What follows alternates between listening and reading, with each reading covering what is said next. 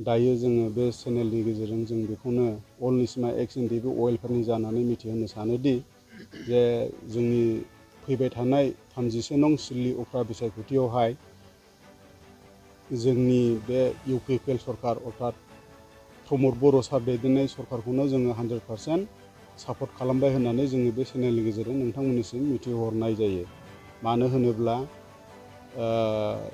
जाय सरकाराव थादों, जाय सरकाराव थानाय, जाय सोलिगासिनो बे सरकारासो जोंनि थांनानै थानाय राहा एबा इयुननि माखासे जोंनि थांखि बिथांखिखौ मावफुंगोन होननानै जों नुहुरदों। जाय सरकाराव गैया बे बिथांमोना मालाबाबो जोंनि नांगौ न'खर संसार जानाय बा जोंनि थांनानै थानाय राहा लामा बेफोरखौ बिथांमोना मालाबाबो मावफुंना होनो हानायखौ जों नुहुराखै। आरो बै समावनो हाग्रामा महिलारि बिथाङा बुंखादों दे जों खालामनाय बिटिआर सुक्ति बे इमप्लिमेन्टेसन जि जानांगौमोन बे इमप्लिमेन्टेसनखौ बिथाङा मालाबाबो गाव सरकाराव फैयोब्ला खालामा होननानै बिथाङा गावनि स्वयं खुगाजोंनो बुंनानै लाखानाय दंमोन।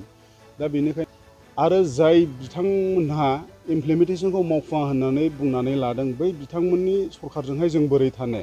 जोंना जेरै इमप्लिमेन्टेसन मावनांगौनि खामानि रिहेबिलिटेसननि मोननांगौ, मुंख्लं न'खरनि एक्स ग्रेसिया मोननांगौ, गफुरथिंजाय हा बारायनांगौनि सिमा बारायनांगौनि खोथा दङ, फारसेथिं केस उद्रयनि खोथा दङ।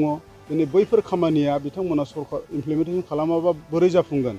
दा बेनिखायनो जोङो अल निचिमा EX.NDFB अवेलफेयारनि जानानै बेखौनो डिक्लेयार होयो जे जोङो फैबाय थानाय बिसायख'थियाव 100% निर्मल सार एबा प्रमद बर' सार दैदेननाय UPPL सरकारखौनो जोङो मदद खालामबाय होननानै बे चेनेलनि गेजेरजों मिथिहोहरनाय जायो।